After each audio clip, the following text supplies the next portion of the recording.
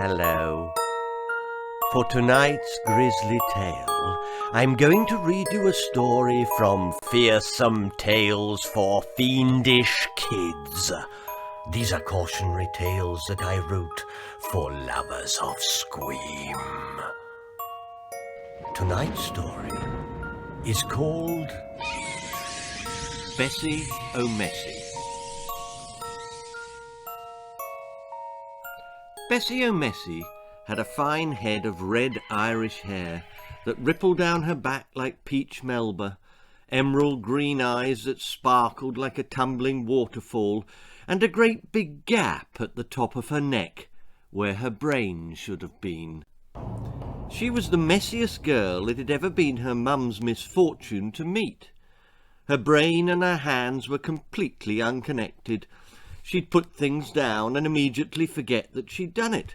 Bowls of half-eaten cereal on the stairs, dribbling toothpaste tubes on the bookshelves in her dad's study, and chocolatey Kit Kat wrappers stuck to the sofa like large red stamps. Her parents had learned that asking Bessy to help around the house was a dangerous thing to do. Like the time, for example, she was asked to empty the cat litter tray and left it on the welcome mat inside the front door, just perfect for treading in, or the time she abandoned the hoover in the middle of the lawn, still sucking, or the time she forgot to post that really important letter, a Pools win no less, and left it chilling nicely at the back of the fridge. But of all the rooms in the house, there was one which suffered Bessy's rampant untidiness more than any other.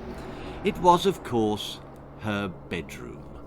The bomb pit, a heaving mass of school books and empty ink cartridges, romance novels and comics, cans and crisp packets, posters and clothes and more clothes and more clothes and, yes, you've guessed it, even more clothes. When Bessy undressed at night, she simply dropped her clothes behind her and forgot about them. Out of sight, out of mind. Off of body, onto floor. She shed her clothes like a snake sheds its skin, or a dog molts its fur, or a pig sprays its muck around its pen. As a result, her bedroom looked like a charity shop storeroom, piled high with soiled rags, a wall-to-wall clothing compost heap full of niffy knickers, sweaty socks, scrumpled skirts, tangy trousers, mouldy mules, fetid frocks, crusty cardigans, barfing blouses, high jumpers, and ponky plims. Bessy wasn't dirty. It's just that used clothes tend to get up and walk on their own when they're left unattended for too long, and Bessy's pile of abandoned laundry hadn't been touched for 3 years. It just grew and grew like a polyester cotton mix monster until it was the size of a large industrial septic tank. Whenever Bessy's mother asked Bessy to clear it up, which she did at least 15 times a day, Bessy would say, "Of course I will, but I've just got to do this first," which meant no, she couldn't be bothered. Besides, if she tidied her clothes away into cupboards and drawers, how on earth would she ever find them again? To make matters worse, Bessy's younger brother Callum was the model of tidiness, a neat little boy who always wore a shirt and tie and would say things like, "Can I help with the washing up now, mammy?" after meals, and "Are you sure they can't scrub the ring out the bath?" He was forever rinsing through the family's smalls and loved to do his own ironing. For Callum, there was no more pleasant way to spend his Sunday afternoon than to fold his clothes over tissue paper to keep the creases nice and sharp. When their mum clapped her hands and announced that it was tidy up time, Bessy would groan, but Callum would kiss his mother's cheek and thank her profusely, attacking the mess with a spirited song on his lips. "Hooray, it's tidy time again.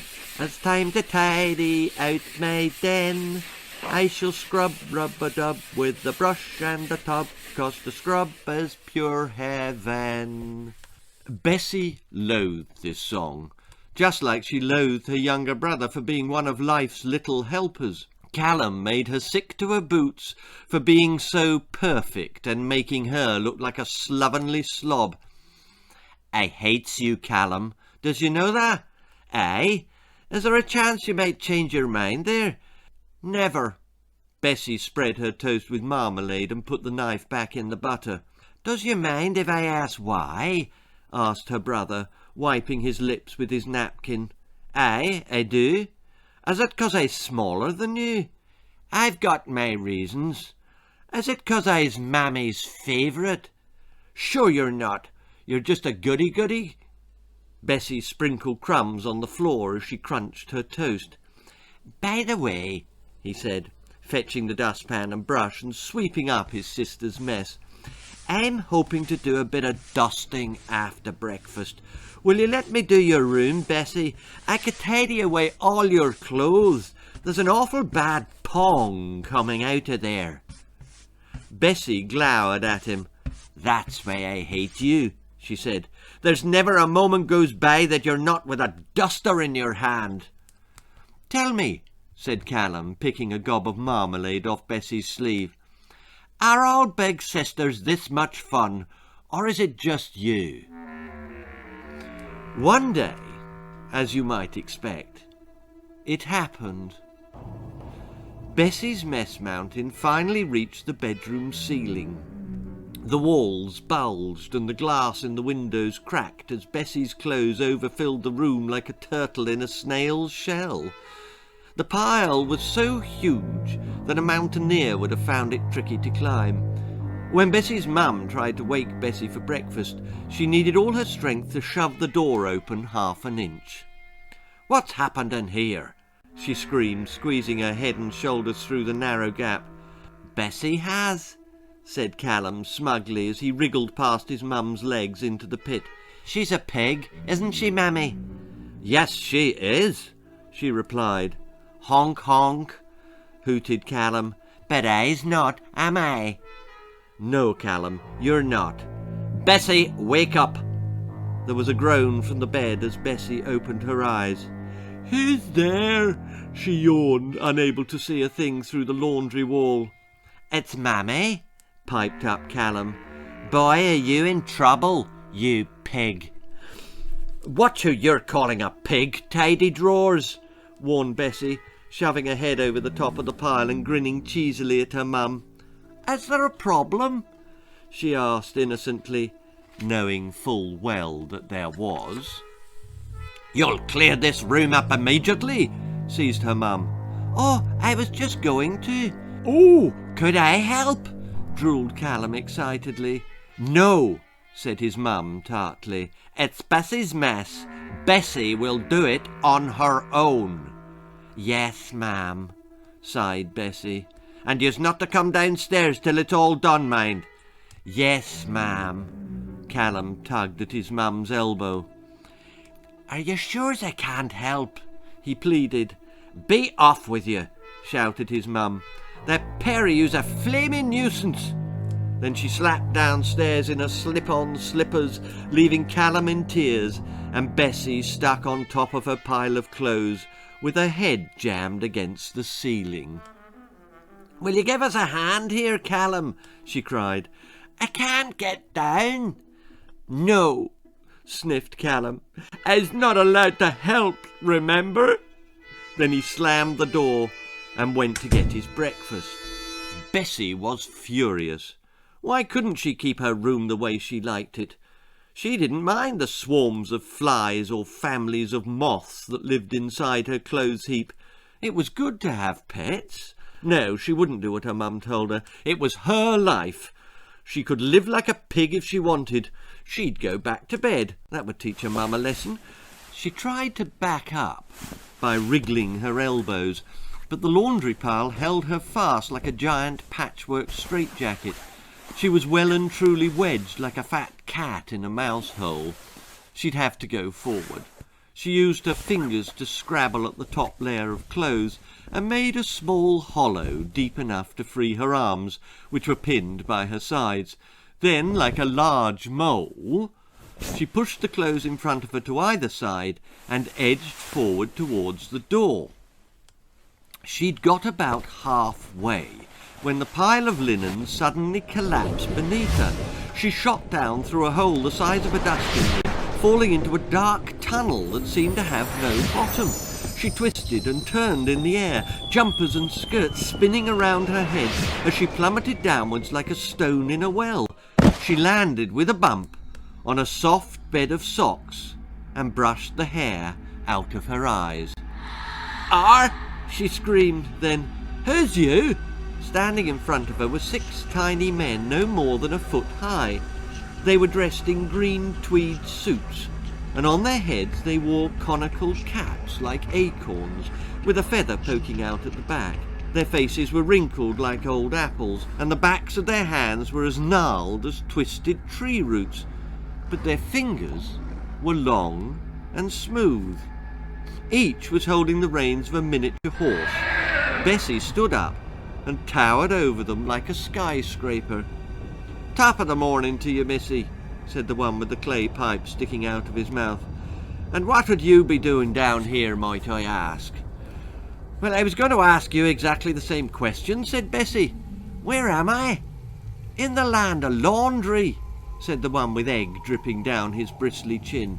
"Oh, sorry, allow me to introduce ourselves. O'Reilly, O'Reilly, O'Reilly, O'Reilly, O'Reilly, and Rafferty. But we call him O'Reilly to avoid any confusion." "I'm Bessy," said Bessy. And we's leprechauns," said O'Reilly. "The little people. Sure you must have heard of us." "To be sure," nodded Bessy. "But what are you doing in my laundry?" "Well, we'll let you in on a little secret," said O'Reilly, "so long as you promise not to tell a living soul." Bessy promised. "We likes a bit of a mess," explained O'Reilly. "In fact, we likes a lot of a mess," added O'Reilly. "And when I saw your pile of dirty clothes, I said to O'Reilly here, 'That's me,'" said O'Reilly bashfully. "That's him, that's right. I said to O'Reilly, to be sure, this is leprechaun heaven. We can live inside Bessy O'Messy's pile of linen, making as much mess as we like, and nobody will ever notice. And that's what we done," said O'Reilly. "Herbal tea bags." "I beg your pardon," said Bessy. "Or don't mind him. He's a bit messed up in the head, that's all," winked O'Reilly, pointing his finger at his temple and giving it a twirl. "We all are," grinned O'Reilly. "We's plagued by forgetting things, so we are. Top of the morning to you, missy. I'm O'Reilly. And what might your name be, then?" "I'm Bessy," said Bessy for the second time. "Oh, of course you are," said all the O'Reillys together. "Top of the morning to you, Bessy. We's leprechauns, the little people. Welcome to the land of laundry. Now, what did you say your name was?" Bessy thought she was bad at remembering things, but the leprechauns appeared to have no memory at all. "Shall we be going then?" asked O'Reilly. "Where to?" said Bessy. "I forget," said O'Reilly, "but I'm sure to remember when we get there." Then he disappeared through a small black hole underneath one of Bessy's jumpers, with all the other little O'Reillys in tow. It was only then that Bessy noticed they'd forgotten to take their horses with them. Bessy was amazed at what she found when she crawled underneath her jumper.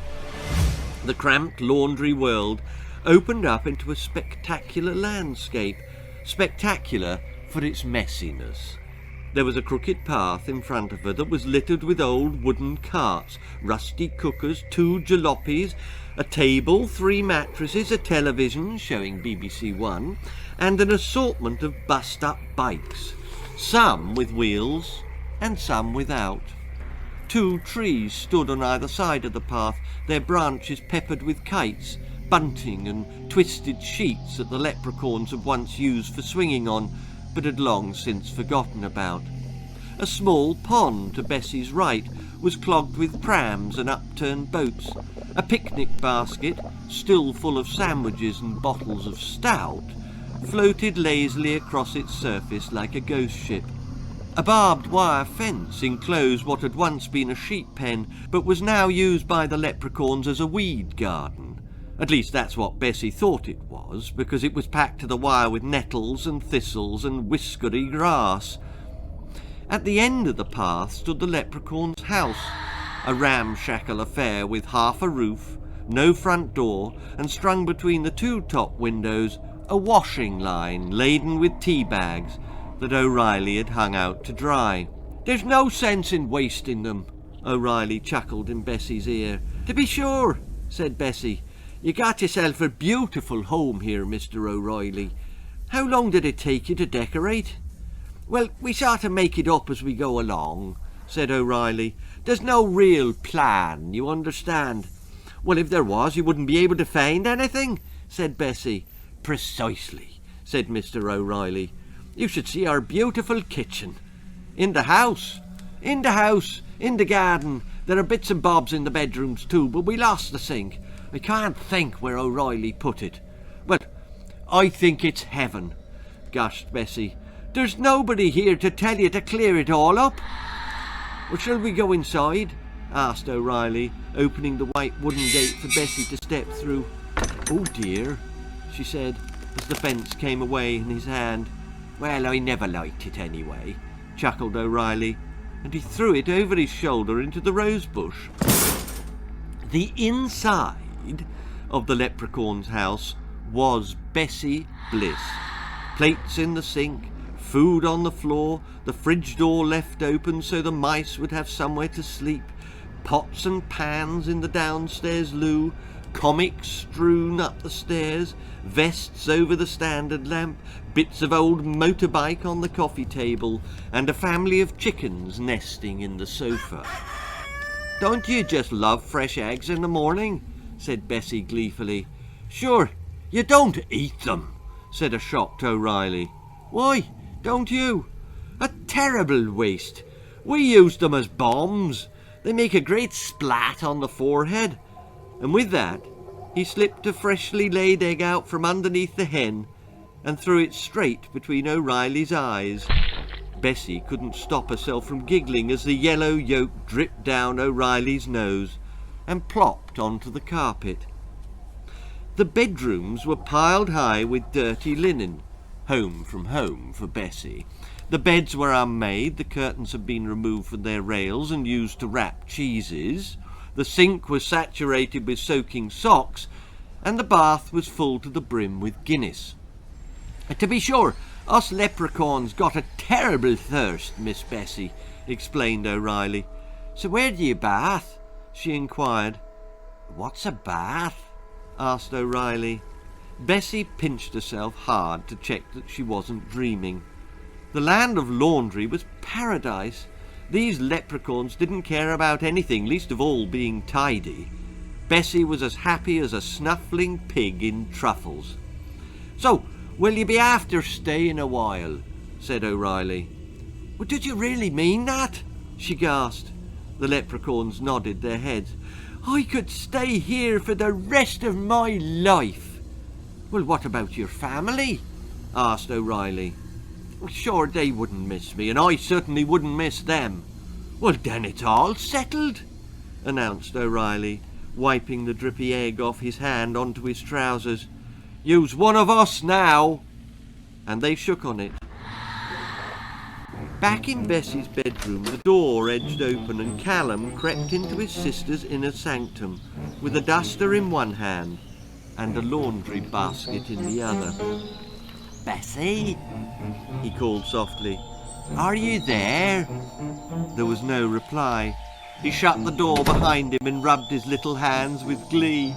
"Right," he salivated. "Now where shall I be starting?" "I beg your pardon." Bessy was dumbstruck. "Could you say that again, please, Mr. O'Reilly?" "Did we not make it clear what we brought you here for?" asked the leprechaun. "You did not," protested Bessy. "It's the memory, you see," said O'Reilly. "It's not what it was." "What's not what it was?" said O'Reilly. "Well, I forget," O'Reilly replied. "Your memory," said Bessy, who had changed her opinion of the little people and was now finding them tiresome. "Oh, that's it," replied O'Reilly. "Me memory, I've remembered. Did we not tell you we wanted a housekeeper?" "If yous had, I'd never have come," shouted Bessy. "But we shook on it," said O'Reilly. "It's a deal." "I do not want to clean your house," wailed the red-haired girl with fire in her emerald green eyes. "To be sure, but it needs looking after," grinned O'Reilly. "We're no good at doing it ourselves. You seen the mess we make? We live like hogs, Bessy. We need someone to tidy us up." "But not me. I don't do cleaning." "Are you saying you won't do it then?" said O'Reilly suddenly. His voice was blunt, his manner aggressive. "Are you breaking our agreement?" He spoke for all of the leprechauns. Gone was their jovial devil-may-care bonhomie. They were angry. They closed ranks against Bessy and stared at her with cold, searching eyes. Bessy noticed that their fingers were twitching, like they were up to no good. "I'm not saying anything," she prevaricated as she tried to decide what to do. The leprechauns took a step closer. "Did we tell you we was meat eaters?" snarled O'Reilly. "We likes to hold the meat in our hands and chew the flesh off the bone." Bessy wasn't quite sure what he meant, but if he was trying to scare her, he had succeeded. "We wants a housekeeper," said O'Reilly. "Is it going to be you like we agreed, or not?" The leprechauns were peeling back the flesh on their long fingers, revealing sharp stiletto blades underneath. "Yes or no?" Bessy could feel the sweat running down her back. She had to make a choice. "No!" she screamed, and with one bound she pushed the little people aside, charged down the stairs, and ran out of the house. She could hear the leprechauns shouting after her, the patter of their tiny feet as they clattered down the stairs and gave chase. "Nobody crosses the O'Reillys and lives to tell the tale. You'll never make it back to your bedroom, missy. We're gaining on you." Bessy reached the end of the crooked path and came face to face with a solid wall of soiled linen. She couldn't remember which way to turn. "Wait till we get our fingers on you," came the cry from behind. She turned right. Up ahead, she could see her jumper, and underneath, the black hole which led back to the spot where she'd landed. She threw herself onto her tummy and wriggled across a tangled tank top to reach the opening. But the leprechauns were smaller than she was and could run faster through the overhanging laundry. They grabbed her ankles as she crawled through the hole, dug their needle fingers into her legs, and dragged her back towards them like a harpooned whale. Suddenly, the land of laundry shuddered, as if struck by a fierce earthquake.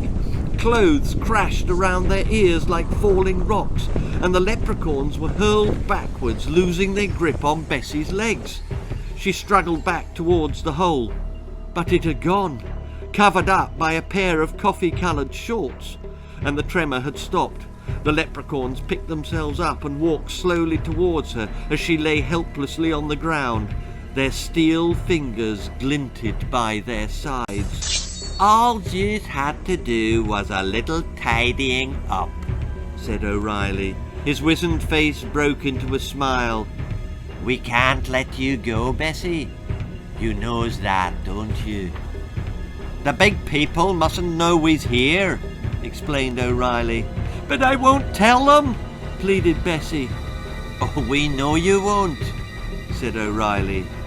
"'Cause we's going to kill you." And they would have done too, had not the land of laundry suddenly turned topsy-turvy, and a huge jet of water crashed down on top of the leprechauns' heads, squashing them flatter than 6 soggy shamrocks. Callum only discovered that he'd washed Bessy as well as all of her clothes after he'd done the ironing. He pulled her out of a white sock which he'd just pressed. She was as flat as a piece of paper, only 6 inches tall, having shrunk in the wash, and her hair was bleached white. "Look what you've done," she complained. "You washed me too hot. All my colours have run." She flicked her albino eyes towards her younger brother. "Still, at least you saved my life," she said gratefully. "Well, I haven't done your washing," added Callum. "It's taken me hours, so it has. And I haven't even started on the dusting yet." "I'll give you a hand," said Bessy. Callum's face lit up. "Honest?" he said. "No messing," said Bessy. And she meant it as well.